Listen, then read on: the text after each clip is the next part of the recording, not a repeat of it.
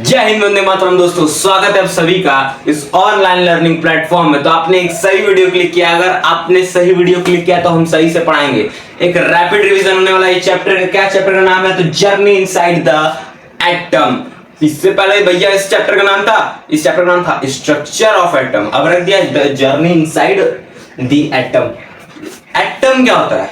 तो पहले बेसिकली ये सब पहले भूल जाओ। ये सब भूल जाओ। अब देखो, एटम क्या होता है? एटम का मतलब होता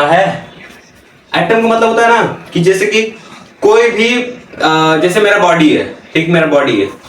अब मेरा बॉडी किससे बना है? ऑर्गन सिस्टम से। ऑर्गन किससे बना है? टिश्यूज से। टिश्यू किससे बना है? सेल से। सेल किससे बना है? प्रोटीन से। प्रोटीन किससे बना है? एटम से। एटम ही सबसे छोटा चीज है, building block of life. Yes, building block of life. ये तो सेल है, लेकिन एटम ही सबसे छोटा चीज है। हर एक चीज का बिल्डिंग ब्लॉक सबसे छोटी, सबसे टीनिएस्ट पार्ट, जो कि हम लोग नेक्ड आई से नहीं देख सकते। तो क्या है इसकी जर्नी? कैसे देखो, जर्नी मतलब कि वो कैसे शुरू हुआ, कैसे, कौन बताए क्या हुआ। तो सबसे पहले फटाफट बताते हैं। रैपिड रिवीजन है तो आपका डाल्टन्स एटॉमिक थ्योरी 1808 में, 1808 में डाल्टन भैया आए, बोले कि ए भैया, मान लो मैं एटम हूं। बोला, ए भैया, तुमको तो हम जानत हैं, तुम कौन? तुमको तो हम कहीं देखा था, तुम हो एटम, सही पकड़े? बोला हाँ यार, तुमको कैसे पता चला? फिर बोला कि तुम तो ऐसा चीज हो जिसको मारना इम्पॉसिबल है। अरे हाँ यार, अरे तुमको कैसे पता चल रहा है? हाँ भाई, तुम बहुत पावरफुल आदमी हो, तुमको हम देखे हैं। चलो ठीक है, तो बाद में मिलते हैं, चलो बाय। फिर क्या किया उसने? तो एक बुक लिख दी जिसके अंदर बोला कि एटम्स आर इनडिविजिबल। एटम जो होते हैं उनको डिवाइड नहीं करा जा सकता। लेकिन बाद में फिर उनकी थ्योरी को गलत बता दिए। कौन? तो जे थॉमसन भाई ने अपना पहला कदम उठाया कि इनकी थ्योरी गलत है, क्योंकि एटम के अंदर इलेक्ट्रॉन पाया जाता है। और इलेक्ट्रॉन क्या होता है मैं बताऊंगा। एटम होते हैं, एटम ऐसा टाइप का, बीच में न्यूक्लियस होता है एटम के। फिर ये ऐसे ऐसे ऐसे ऐसे ऐसे एटम के चारों ओर क्या घूमता है? इलेक्ट्रॉन घूमता है। अब प्रोटॉन इसके अंदर पाया जाता है, न्यूट्रॉन पाया जाता है। और ये सब किसके अंदर होता है? न्यूक्लियस के अंदर। बाहर कौन घूमता है? इलेक्ट्रॉन, जो आपको इसके अंदर टच करने से रोकता है। ठीक है, डाल्टन भैया ने सोचा ये जो इतना पूरा है ये एटम है। लेकिन बाद में जे थॉमसन भाई ने बोला नहीं रे मनवा, तुमको तोड़ा जा सकता है तुम्हारी बुराइयों से, तुम्हारी अच्छाइयों से। तुम्हारे सामने किसी आदमी की हत्या करेंगे तो तुम तड़पोगे, तुम्हारी बुराइयां को यूज करेंगे तो तुम तड़पोगे। तो जैसे कि अच्छाई यानी प्रोटॉन, बुराई यानी इलेक्ट्रॉन। और मैं थोड़ा सा नॉर्मल टाइप का भी आदमी हूं, ऐसा मान लो। और नॉर्मल टाइप दो, न्यूट्रॉन, ना पॉजिटिव ना नेगेटिव, जीरो जैसा उसका खेल है, नाइदर पॉजिटिव नॉर नेगेटिव। वो क्या है? तो न्यूट्रॉन। कौन है? न्यूट्रॉन। तो ये जे थॉमसन भाई ने खोज किया। कैसे खोज किया? तो उन्होंने एक कैथोड रे एक्सपेरिमेंट को किया। कैथोड रे एक्सपेरिमेंट क्या कहता है? कैथोड रे एक्सपेरिमेंट में एक ZeSO4 करके कुछ एक मटेरियल सब्सटेंस होता है, जिसके ऊपर अगर कोई भी नेगेटिव चीज उस पर टच होता है, उसके संपर्क में आता है, उसके रेडार में आता है, तो वो ग्लो करने लगता है, चमकने लगेगा, टिम टिम टिम ऐसे चमकेगा। तो जब उसके पास उसने एटम की एक रेस बना करके उसके ऊपर थ्रो किया तो वो चमकने लगा। तो चमकने से मतलब पता चला कि एटम के अंदर एक इलेक्ट्रॉन पाया जाता है। ये नहीं कहा उसने, कहा कि एक नेगेटिव चार्ज पाया जाता है। और उस नेगेटिव चार्ज का नाम रख दिया, कौन रख दिया? जे थॉमसन भाई ने रखा, इलेक्ट्रॉन। इस थॉमसन भाई का नाम कैसे याद होगा? Thomson X. याद आया? देखो याद आ गया। अब देखो इसको, मतलब discover electron using cathode ray experiment मैंने बता दिया। उसके अंदर एक प्लेट लिया, रेस फेंका, ऐसा टाइप का ये ZeSO होता है। ठीक, necessary condition for cathode ray experiment. Cathode ray experiment करने की कुछ नेसेसरी कंडीशंस क्या थी जिसका यूज किया उसने? तो पहला वैक्यूम ट्यूब का यूज किया। दूसरा, हाई वोल्टेज रखा। अगर वोल्टेज को अगर उसको छू लोगे तुमको मारेगा, करंट हिलने लगोगे। ठीक है, अब देखो किसका यूज किया? तो लो प्रेशर का यूज किया, प्रेशर को लो कर दिया। ठीक है, अब देखो उसने एक और थ्योरी दी। किसने? तो जे थॉमसन भाई ने ही थ्योरी दी। क्या? तो ये आपको दिख रहा होगा वाटरमेलन, ऊपर का मैं खा गया। और फिर देखो वाटरमेलन के अंदर ये जो बिया होता है, इसको इलेक्ट्रॉन भाई ने कह दिया। इसको इलेक्ट्रॉन कहते हैं। लेकिन होता ऐसा है, अरे यार अभी किसी को कंफर्म नहीं है। अभी जैसा तुम एटम सर्च करोगे वैसा कोई भी इमेज बना करके दे देगा, लेकिन वो कंफर्म नहीं कि एटम ऐसा ही होता है, समझे। माइक्रोस्कोप से भी देखोगे ना तो वो एटम दिखता नहीं है, ऐसे बाहर ही थोड़ा सा अनठिकाने दिख जाता है। अब देखो क्या बताया कि ये सब जो होता है,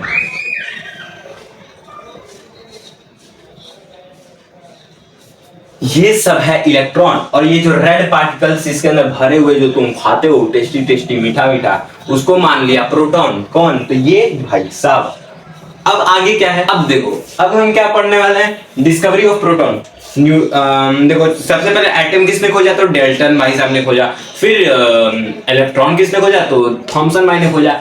अब प्रोटॉन किसने खोजा, तो साइंटिस्ट का नाम था ई गोल्डस्टीन नाम था, ठीक है। अब इसने क्या एक्सपेरिमेंट किया, तो उसने इलेक्ट्रॉन खोजने की कैथोड रे एक्सपेरिमेंट किया था, और इसने एनोड रे एक्सपेरिमेंट किया।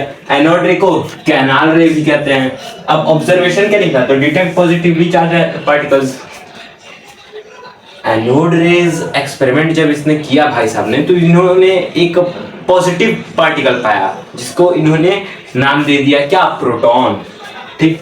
तो किसने निकाला है इसको, गोल्डस्टीन भाई साहब ने, ठीक। ये पता चल गया। अब डिस्कवरी ऑफ न्यूट्रॉन, इस भाई साहब ने बोला कि मेरे अंदर एक और चीज है। पहले बोला कि भाई तुम इंडिविजिबल हो, तुमको काटना पॉसिबल नहीं है। फिर बोला तुम्हारे अंदर इलेक्ट्रॉन है, फिर प्रोटॉन है, फिर न्यूट्रॉन। मैंने बोला अच्छा ये चैडविक, उस साइंटिस्ट का नाम क्या था, तो जे चैडविक भाई था वो, जे चैडविक। इसने बोला कि न्यूट्रॉन है, न्यूट्रॉन जो कि एक ना ही तो पॉजिटिवली चार्ज है, ना ही तो पॉजिटिव चार्ज है, और ना ही नेगेटिव चार्ज है। ना पॉजिटिव है, पॉजिटिव भी नहीं है, नेगेटिव भी नहीं है। ये दोनों नहीं है तो क्या है, ये दोनों नहीं है तो क्या है भाई, वो सादा सुधा है, मतलब उसमें कुछ भी नहीं है, ना पॉजिटिव है ना नेगेटिव है। इनका कॉन्सेप्ट आ गया। अच्छा मतलब कि मेरे अंदर इलेक्ट्रॉन है, प्रोटॉन है, न्यूट्रॉन है, मेरा नाम एटम है, ठीक है। इसके आगे इतना समझने के बाद इसके आगे क्या है, अब आगे बढ़ते हैं। देखो इसमें आप क्या दिया हुआ है, रदरफोर्ड्स मॉडल ऑफ एटम। अब पूरा चीज पढ़ लिए कि क्या कहता है, इलेक्ट्रॉन, प्रोटॉन, न्यूट्रॉन। अब आगे देखते हैं कि गोल्ड फॉइल एक्सपेरिमेंट। जानते हो इस चैप्टर में सबसे इंपॉर्टेंट आदमी मैं इसको मानता हूँ, रदरफोर्ड को। रदरफोर्ड कैसे इंपॉर्टेंट आदमी है, तो इसने एक एक्सपेरिमेंट किया था, सबसे most important experiment, gold foil experiment. इसके अंदर क्या था भैया, ये क्या कलाकारी करके रखे हैं, देखो एक गोल्ड का फॉइल लिया था, गोल्ड का फॉइल। अब उसने गोल्ड का फॉइल ही क्यों लिया था भैया, तो बता देता हूं। गोल्ड का फॉइल क्यों लिया था, क्योंकि एक गोल्ड एक मेटल है, मेटल में आता है क्या, गोल्ड। और गोल्ड की, मेटल की एक प्रॉपर्टी होती है मेलिएबिलिटी। मेटल की बहुत सारी प्रॉपर्टी होती है, डक्टिलिटी, मेलिएबिलिटी, सोनरस और कंडक्टर। वैसे ही इसमें एक मेलिएबिलिटी की भी प्रॉपर्टी होती है, किसकी, तो मेटल की। जब मेलिएबिलिटी क्या बताता है कि किसी भी मेटल को मेलिएबिलिटी है प्रॉपर्टी, तो वो मेटल है तो थिन शीट्स में कर सकते हैं, मतलब एकदम पतली शीट में कर सकते हैं। तो गोल्ड क्या था, मेटल, तो मेटल पतली शीट्स में कन्वर्ट हो सकती है, तो इसको एकदम पतली शीट की गई, एकदम पतला फॉइल किया गया, ठीक है। तो अब उस फॉइल के ऊपर एक अल्फा रेस भेजे गए, उस फॉइल के ऊपर अल्फा रेस भेजे गए। अल्फा का साइन ऐसा होता है, देखो ऐसा टाइप होता है, कैसा, अल्फा का साइन, ठीक है। अल्फा भी एक पॉजिटिवली चार्ज्ड पार्टिकल है, अल्फा पॉजिटिवली चार्ज्ड पार्टिकल है। तो जब वो अल्फा का रेस आए, अल्फा के रेस आए, तो क्या हुआ, यहां से अल्फा का रेस आया, मान लो ये 3 रेस आए, 5 मान लेते हैं, 5 6 इतने रेस आए। तो उसमें से क्या हुए, कुछ बाहर चले गए, कुछ इधर उधर डिफ्लेक्ट हो गए, और कुछ वापस आ गए, कुछ बैक थ्रू हुआ, मतलब पीछे टक्कर दिया।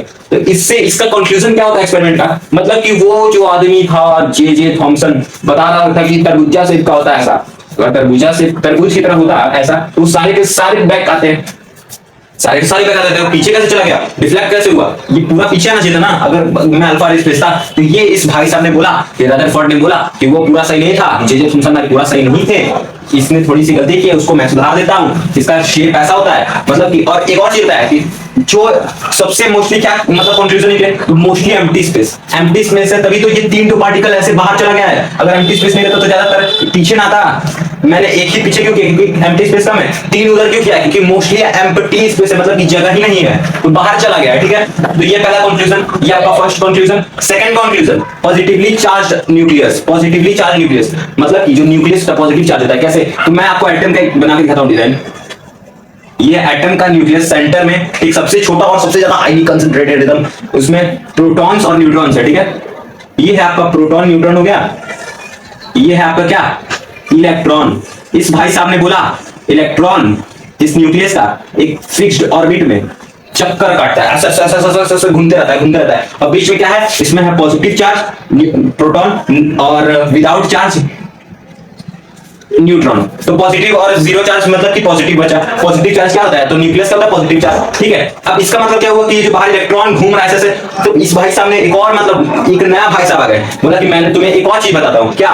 तो ये कुछ ऐसा होता है KLMN, आपको समझ में नहीं होगा, बोलता है कि भाई इलेक्ट्रॉन है वो ऐसे ऐसे घूमता है, इलेक्ट्रॉन न्यूक्लियस के चारों तरफ एक फिक्स्ड ऑर्बिट में, तो उसको घूमने के लिए तो उसे एक एनर्जी चाहिए होगी, और जब वो घूमेगा तो उसकी एनर्जी खत्म होगी, और जब एनर्जी खत्म होगी तो वो गिर जाएगा, गिर के न्यूक्लियस में चला गया तो वो एटम होगा नहीं। तो बोला अरे हाँ भाई तुमने तो ये बहुत बड़ा चीज सोच लिया। वो एक बताता है कि इसके बाद वो अपनी थ्योरी लाता है, क्या थ्योरी लाता है कि एक फिक्स्ड एनर्जी लेवल, ये जो ऑर्बिट है ना, ये न्यूक्लियस आपका यहाँ पे, फिर ये इसके बाद का लेवल 1 2 3 4 ये लेवल्स है, KLMN, क्या नाम दिया, KLMN। तो सबसे बाहर जो है बहुत लंबा चक्कर काट रहा है, उसके अंदर फुल एनर्जी है, फिर थोड़ा सा थका, फिर नीचे वाला एनर्जी में मतलब उसका एनर्जी घट गया, फिर सबसे कम किसमें होता है एनर्जी, तो K वाले में, क्योंकि वो सबसे कम है। और फिर अगर मान लो ये इस वाले लेवल पे है, फिर उसको एनर्जी और नीड हुआ तो ये L पे आ जाएगा, फिर M पे आ जाएगा। समझे इतना इजी पीजी। अब तुमको और इससे आगे बताते हैं। और ऐसा बोले कि मैंने तुम्हें ये एटॉमिक कॉन्फ़िगरेशन निकालना बता दी कि KLMN है, तो इसका पहले नीड पूरा करेंगे, पहले वाले को 2 दे देंगे, दूसरे वाले को 8 दे देंगे, फिर इसको 8 दे देंगे, फिर 20 था तो ये 2 था, फिर इसने किसी और को दे दिया अपना स्टेबल होने के लिए। अब इसका लास्ट क्या है, तो यहाँ पर ये है 8, ये 8 है, तो एक इसका वैलेंसी क्या होगा, देखो वैलेंस इलेक्ट्रॉन होता है पहले, एक होता है वैलेंस इलेक्ट्रॉन, पहले समझ लेते हैं। वैलेंस इलेक्ट्रॉन मतलब कि बोर भाई साहब ने आसानी कर दिया कि ये जो लास्ट वाला होता है वही इसको कह देते हैं वैलेंस इलेक्ट्रॉन, ये हो गया। लेकिन अगर वैलेंसी क्या होता है, वैलेंसी भाई साहब बहुत फॉर्मूला लगेगा उसको निकालने का, लेकिन मैं तुम्हें एक ट्रिक बताता हूं जो तुम अगर याद रख लिए। अगर ये लास्ट में 1 2 3 4 है, तो ये जैसा है वैलेंसी उसका उतना ही हो जाएगा, जैसे 4 है तो 4, 2 है तो 2, 1 है तो 1। लेकिन अगर ये 5 6 7 8 है, 5 6 7 8 है, तो क्या होगा, इस ये जैसे मान लो ये 5 है तो 8 में से 5 माइनस कर दोगे, 5 6 7 8, यहाँ पे 3 है तो इसका वैलेंसी क्या हो जाएगा 3, वैलेंसी क्या हो जाएगा 3। फिर यहाँ पे अगर मान लो 6 है तो 8 में से 6 माइनस कर देंगे, क्या आ जाएगा, 8 में से 6 माइनस कर देंगे तो 2, वैलेंसी क्या निकल जाएगा 2। अगर मान लो 7 है तो 8 में 7 क्या 1, वैलेंसी आ जाएगा 1। मतलब कि ये एक ट्रिक था। अब इस चैप्टर में इसके आगे क्या है, अरे सर ये ब्लैक बोर्ड पे क्या खिचड़ी पका के रख दिए हैं। अब देखो अब हमारा अगला टॉपिक है मास नंबर। मास नंबर तुमको एकदम झटके से पूरा एकदम बता देंगे कि मास नंबर क्या होता है। तो अगर किसी भी आइटम को रिप्रेजेंट करना होता है तो कैसे करते हैं, ये एक एक्स है, यहाँ पे ए हो गया, यहाँ पे जेड, ये बन गया एक एटम को रिप्रेजेंट करने का तरीका। तो ए का मतलब होता है मास नंबर, यही ए का मतलब होता है क्या, मास नंबर, जो कि हमारा क्या है टॉपिक मास नंबर। अब देखो यहाँ पे ए होता है, यहाँ पे जेड होता है, यहाँ पे ए होता है, यहाँ पे जेड होता है। जेड का मतलब क्या है एटॉमिक नंबर, एटॉमिक नंबर मतलब कि अब देखो इस एटॉमिक नंबर मतलब कि इसके अंदर कितने सारे एटम्स, ठीक है। एटॉमिक नंबर, मास नंबर में atom plus proton plus neutron, proton plus neutron होता है मास नंबर, ठीक है। मास नंबर मतलब प्रोटॉन प्लस न्यूट्रॉन। ये हमारा क्या है, symbol to represent an atom का ये तरीका है। अब इसके आगे है आइसोटोप्स। आइसोटोप्स का एक तरीका है, देखो आइसोटोप है ये TOP, टॉप वाला, मतलब कि ये ए हमेशा वेरी करेगा, चेंज करेगा, ये कांस्टेंट दे देता है, जेड वाला कांस्टेंट रहता है, ठीक। अब आइसोबार्स में ए वाला कांस्टेंट रहेगा और जेड वाला वेरी करेगा, चेंज होगा। जैसे आइसोबार्स का एग्जांपल ले सकते हैं कैल्शियम, आर्गन, पोटेशियम, इस सब का जेड वाला कांस्टेंट रहता है। जेड वाला मतलब कि एटॉमिक नंबर, आशा करता हूँ आपको हमारा वीडियो समझ में आएगा। अगर आपको समझ में आया तो मैं भी क्लास 9th में हूँ, आप भी क्लास 9th में हूँ, मेरा चैनल सब्सक्राइब कर लो वरना मैं कभी खो जाऊंगा। आप हमारे चैनल को सब्सक्राइब कर दीजिए, लाइक कर दीजिए और कमेंट में प्लीज अपना छोटा भाई समझ के बताना कि वीडियो कैसा लगा, मैं कैसा पढ़ा रहा हूँ। तब तक के लिए जय हिंद जय भारत। मैंने इसके पीछे का सारा चीज पढ़ा रखा है हमारे चैनल पे, देख लीजिएगा। तब तक के लिए बाय।